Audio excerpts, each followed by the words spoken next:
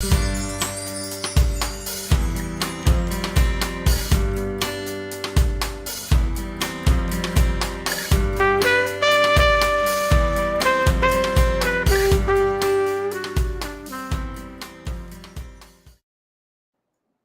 hello, and welcome. Welcome, my friends, to Leading Ladies, Leaving Legacies. We come to you every Wednesday night, and every Wednesday night we bring you a phenomenal, fantastic featured guest speaker, and tonight is no exception. We're going to be talking a lot about Chat GPT. Isn't that in the stratosphere? Isn't that everywhere? I am Joy Ruffin, and my work is as a leadership and style consultant, a signature style specialist, speaker, executive producer, TV host, and podcaster, and it is all connected. And tonight I'm always excited, aren't I? Because I love bringing you featured guest speakers who share their journey, their mission, and what they're all about. And tonight is no exception. Tonight I'm bringing to you our featured guest speaker is Nan McKay. Nan is a life coach and a leadership consultant. She's all about making a difference, and that has been her life through to other people in their journey on life. Nan is all about and has for a long time worked with low-income women. Her background is phenomenal. I could go on and on and on, but you know what? You could have read that in the bio more or less that I put out about her. I want you to meet her, and I want you to just sit back and get comfortable, whatever that means to you, because I want to bring her up right here and now. I want you to help me to welcome our featured guest speaker tonight, Nan McKay. Nan, as they say in this television, come on up. How are you? I am great, Joy, and I'm just delighted to be here. I'm delighted. Groups, and I'm so glad to be with you. I am delighted to have you here because the work that you're doing is fantastic. It's so needed, and you do it so beautifully with all heart and soul, which is what we're all about here. And so I want us to start off because you're in the new realm already. We're going to talk a little bit tonight about ChatGPT, and I want you just to share with us a little bit. Let's just start off with what is ChatGPT? Let's not assume anything, and then we'll go into the three keys that we're going to talk about. What is ChatGPT for you and for me and many of us? Well, it was developed by OpenAI, and I think, Joy, this is as big as the internet. You know what we all thought when the internet came out? Yes. We all thought, we're a little bit afraid of this because, our data might be out there and somebody may see that, see us where we don't want them to see us. That's the internet. We can't live without it now today at all. And you're going to be feeling the same way about Chat GPT and AI. And you're going to just be astounded when you really start to look at it. Well, Nan, I'm happy to hear that because I'm a happy senior, old school back in the day and all of that good stuff, and happy to be, but I love technology. So I'm happy to hear from you, who's much more advanced in knowing about it, that it will be a great thing for all of us to embrace. That said, let's just start with my generation, which is, it's a good generation. Let's talk about what is ageless empowerment as it relates and connects to technology. Share with us a little bit about that. Well, I think a lot of people are afraid of getting old. And I say to myself, what is old after all? If you can still think and move or let's say move, then you're not old. So I believe in something that I call ageless empowerment. And what that means to me is that nothing, including age, should ever limit our ability for personal growth or to pursue our dreams or to make a difference in the world. And I'm living proof that 80, because I'm 80, doesn't mean that life is over. For me, it just means that I'm ready to embark on a new journey and explore the many opportunities that await us. So don't let age define you. Break down those boundaries and just create something new. Oh, Nan. This is why I wanted you to come here. I absolutely love the way you express that because that's my DNA. That's my thinking, always has been. I've never brought into this age thing anyway, especially for us women, because as we mature and we age, we're many times, especially if we don't have it together here, we're discarded. we become invisible. That doesn't have to be. And thank you for sharing your age. God bless you. No one would ever know or think. And is it important? No, because you are excited about all this newness that's out here in the stratosphere. Good for you. I love that. And we should never limit ourselves and allow others to limit us. Especially, I predominantly work with women. I know you work with both men and women, but we as women, we need to reprogram and everything, our whole way of thinking. So let me ask you this. What are the 3 keys to living to be 100? That's what I want to hear, because I was told that I'm going to live to be 103 and I'm 100 now. So how many? I'm only Yeah, right. But I yeah, say, why not? Why not? yes. Why can't we do that? I think, I think there's a lot of things that you could say, but I think clarity is really important, getting clear on who we are and being okay Yes. with who we are today. And I think another one is creativity. We have to have a creative feeling. And that's probably why we love this AI stuff, because Yes. I'm teaching a class on this in July, another one in July 18th. And it just opens up so many limitless boundaries for us that were in place on our thinking. It was hard to be creative when we had to really stop and think, what is that? And can I do a blog? And what should I write a blog on? And how should I do it? Now you just put a few words in and bam, you've got some brainstorming right with you on your screen. So it's fabulous. So I say, clarify who you are, think creatively. And I think the most important thing is having a growth mindset, having an open rather than a fixed mindset. I think this is the key to this. If you think you're old, you are. If you think you can't, you can't. But instead, open your mind and say to yourself, why not? What have I got to limit me now? I don't have to raise children anymore. I might have a dog, but really, I don't have these same time commitments. I don't have these same things weighing on me that I have to worry about as much. And I have freedom and I have flexibility. So tomorrow is another day. Today is a day. Why would we waste a moment of our lives? Oh my goodness. I tell you, Nan, the reality that you're sharing with us is beyond priceless, because regardless to whether you are a senior or an elder or mature or not, the wisdom that you're sharing is so profound. Because one of the things for me, and I don't even have to ask because I know you agree, I don't have anything against anti-aging except the way that it's promoted, because aging is inevitable. But yet I've added into that pro-aging, ageless aging, and what you call limitless aging. That's what you're talking about. Keep that mind open, keep the heart open, keep active, be creative, explore, and all of that good stuff. Have you always been this way? Obviously so, or you wouldn't have been able to reach this beautiful age of 80. Have you always been the explorer and searching for new and, seeing what it's all about? Was that part of your DNA? I guess it is. I never thought of it that way. But I think it is because I think, I guess I've been unstoppable all along. And I've had plenty of barriers, throw up around me. I remember finally quit my job. I'd worked for the government for 17 years and I quit my job and decided to open a business. And I remember sitting around those tables a lot of times where men, when I would speak up, men would almost be shocked,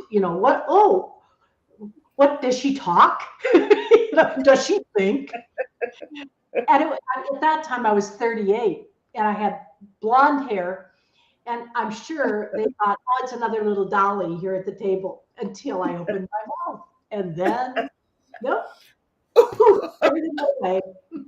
Oh my goodness. I can visualize that. I can see that. And I'm sure that's happened to a lot of different women, especially strong, unstoppable women like you.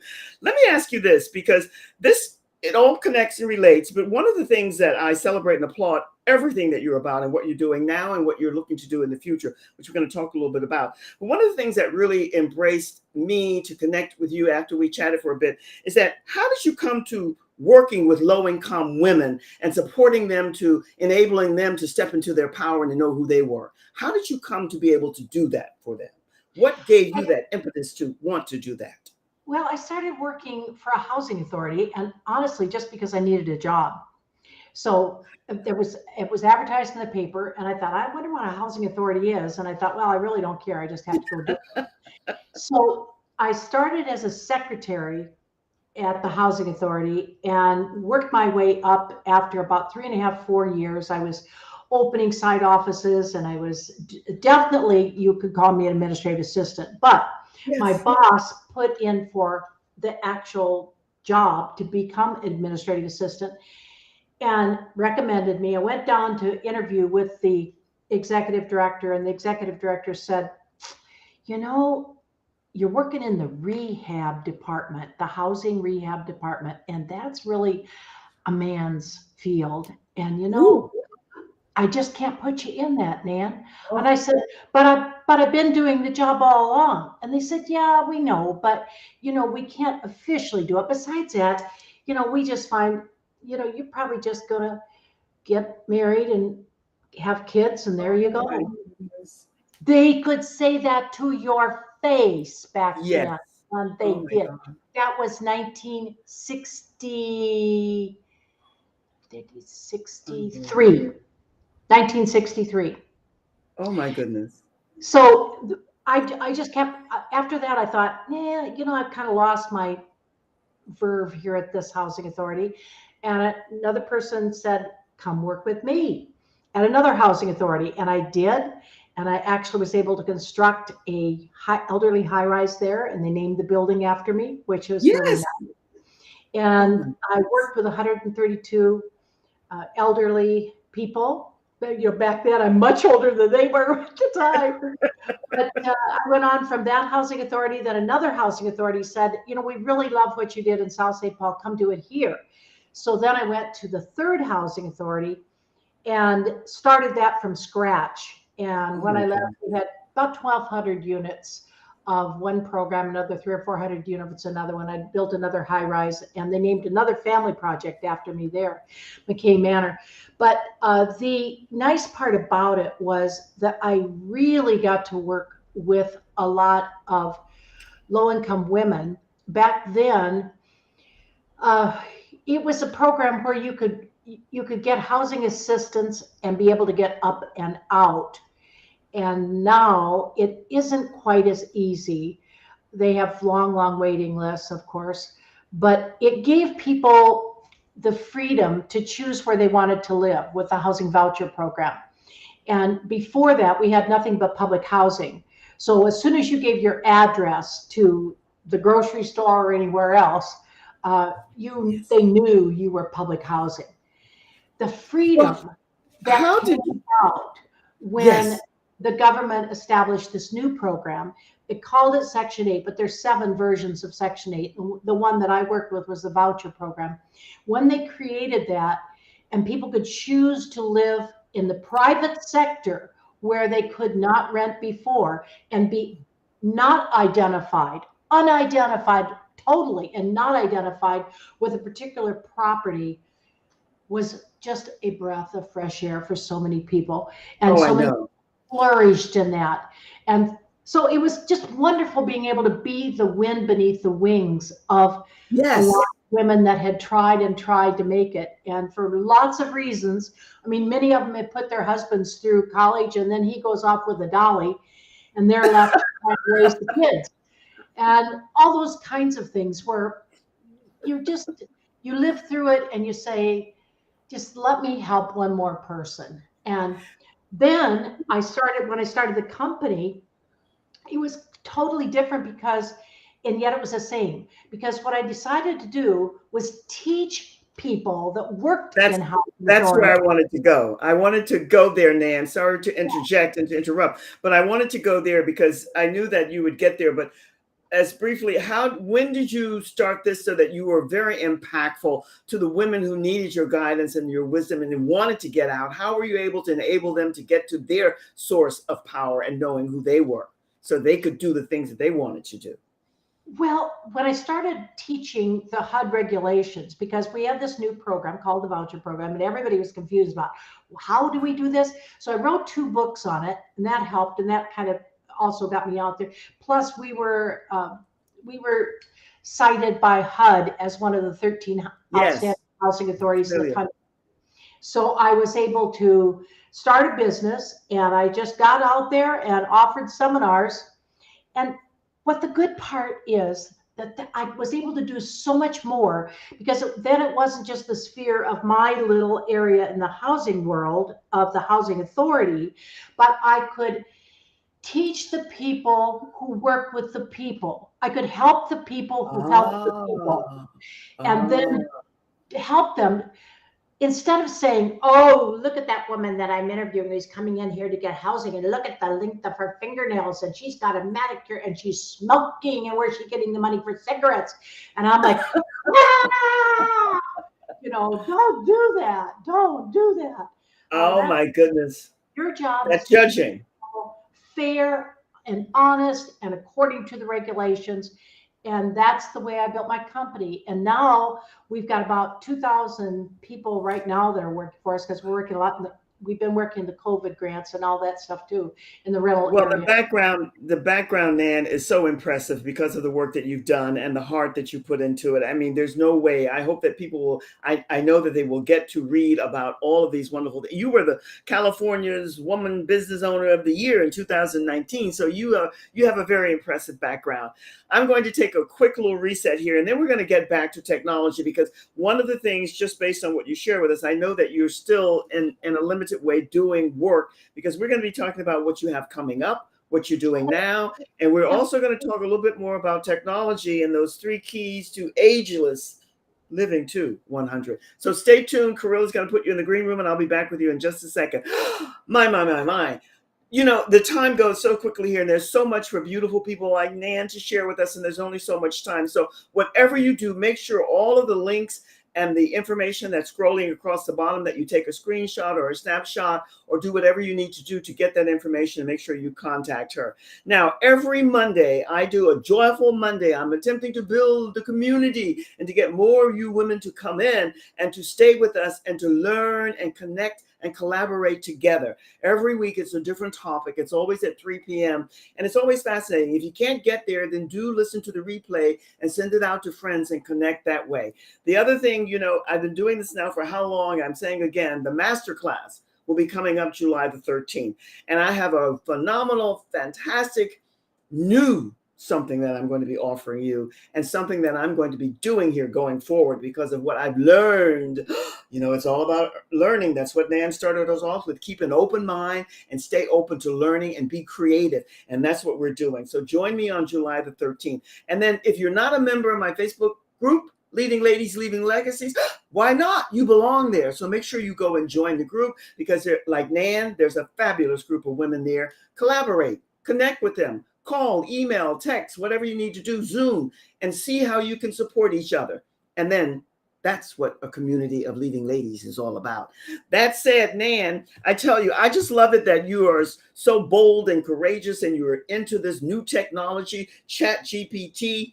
But before we go a little bit more into that, what are the 3 keys to living to 100? All this work that you're doing and all the things that you've heard, what keys can you give all of us who want to get there and beyond? I think the keys are exactly what we talked about, and that's clarity, creativity, Yes. and growth mindset. But here's the issue. Yes. What we need deep is confidence. We need to know that we are okay, that I'm okay, you're okay. And we're okay, we can survive. We don't need a lot of support in a lot of ways, because we are the ones who can give the support. And we just have to realize that if we can just keep our own mind and our own thoughts and growth and all the things that make us us, if we can just keep going forward and look toward the positivity of the life that is, if it isn't right there with you now, it can be tonight, it can be tomorrow, because it's all up here. And we just have to say, we've got to look at every day and say, it's me and I can do this. You mentioned a word there that in my years of doing this and meeting so many beautiful, talented, creative, and gifted women, you mentioned that deep confidence. A lot of us, not me, not you now, but parade and present around and it's not there, but we want it to be. So all of the things that you're offering in the workshop that you'll be doing soon, this is what everybody needs at different times in their life. Because once you have that deep confidence, you will become ageless because you will know who you are, feel who you are, and others will sense and feel it as well. So I love that because a lot of rhetoric and jargon is out here, but it has no substance behind it. And what you're talking about is build that deep confidence. And that's what you're supporting women to do. Now, how does technology and these three keys play into it for those who need to be more about building and birthing that deep confidence so that they can get to be more efficient in what they're doing in technology? Well, to me, I needed to meld some things. And I needed to meld my empowerment of women, my wanting to be the wind beneath people's wings, and Yes. what's happening today. What's happening today disturbs me greatly because I'm seeing a 58% turnover rate in companies. I'm seeing 33% of the people that are new hires leave after the first 3 months. I'm seeing 17% of those people are leaving within the first month. There's no way you can build a community, a company, when people aren't staying. So you have to turn around and say, wait a minute, what is happening?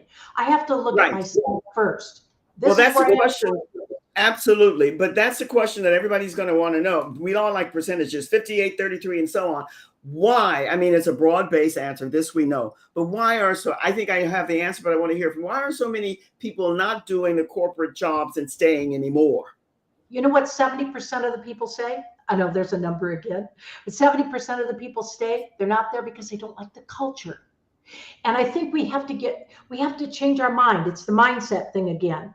We have to change our mind. If we are doing a very top down type of culture, a traditional culture that says, I'm the boss and I'll tell you what to do and you're going to go do it. And you should be able to do anything that I ask you to do. And that's what I expect. That has been the way it has been for a long time. And people are rebelling against that. And they're saying, no, I want a positivity culture. I want a culture where I can grow. So what I decided to do was develop a leader development program. Yes.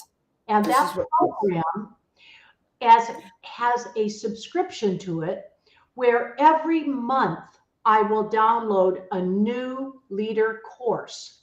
So whether that's situational leadership or delegation or decision making or whatever it is Yes. that month, they get a new course. Now, here's the second part. Instead of people going, okay, well, I'll send this employee or that employee. No, in addition, I have a monthly option where you can download everything you need to train your people yourself. So it is an in-house training, which gives you the freedom and the flexibility to take a trainer, somebody from your staff, anybody from your staff, and I'll give them all the tools that they need to present that material. Plus, every month I'll be online with that trainer in a group talking about training skills, talking about any of the material that they Oh want my to talk goodness. about, and they can get the whole thing every month. So here's the problem. We've got baby boomers retiring. Let me allow me to back you up for just a second because I am receiving as everyone else is everything that you're sharing here. And the key word you mentioned, culture. The culture is not good. But here you mentioned before that the deeper confidence, real leadership that's pure, genuine, and authentic. It means that you have to have that deeper confidence because then you are able to open up and to listen and to hear and tune in to what others are bringing to the table so that you can offer suggestions and have them with freedom. Because if that freedom is not there, the leadership is not there. Because if you don't have that sense of I'm a part of this team and I'm wanting to be instrumental in it, then you're not going to be staying. So that deep confidence that you mentioned, the culture, if it's not there from the person who is the leader at the top, then people aren't going to stay. And all the things you're saying are so spot on. But leaders and up to date to date, especially, so many people are going into leadership who have no clue, Nan, Yeah. about who they are. They don't know. That's what I've discovered myself. Not for me, but just looking around, because I'm very empathic and I'm saying, no, we need more people who have no fear and are open to learning from someone else who knows much more than they do. Continue. I'm loving this. Yes. Mm. So here's the real issue. We have 10,000 baby boomers retiring a day. A day, I A said. day. So we've got 10,000 baby boomers retiring a day. You've got a big funnel up here because they're a great big generation. But here's the problem. Where's Yes. the funnel coming down to? It's coming down to Generation X. And what about Yes. Generation X? It's little. It's a little bitty generation. So who's going to know all these management positions?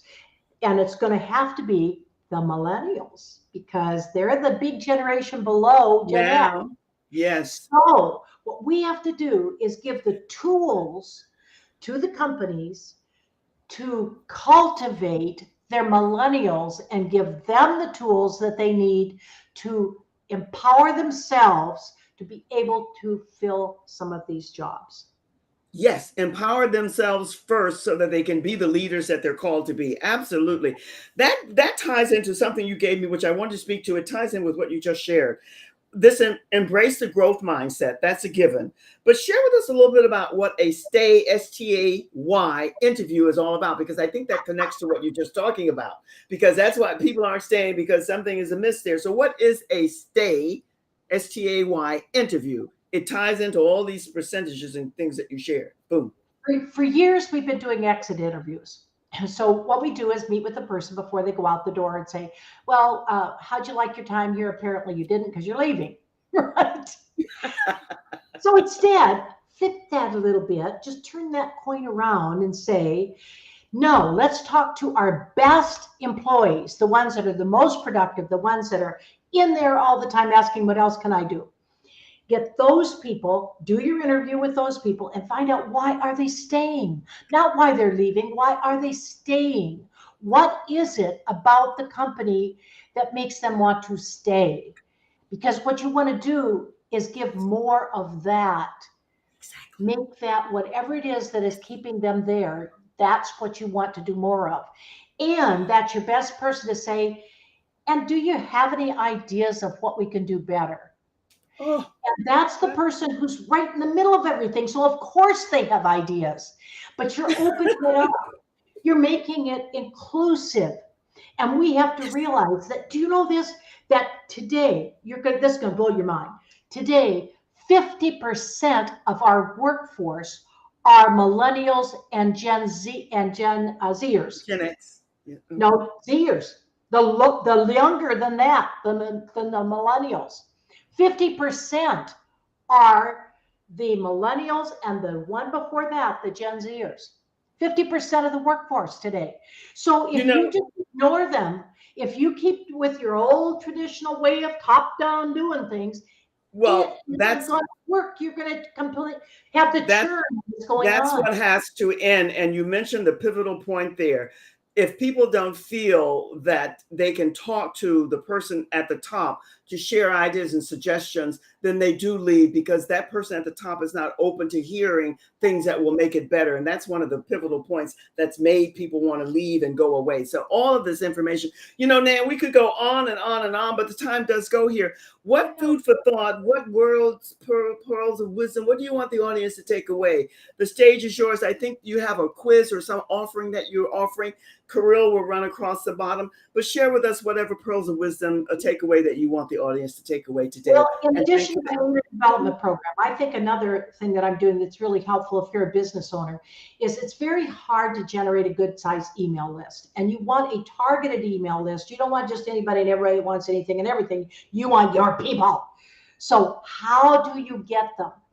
And I really looked at this a lot and found that the number one lead generator for developing a targeted, segmented email list is a quiz funnel.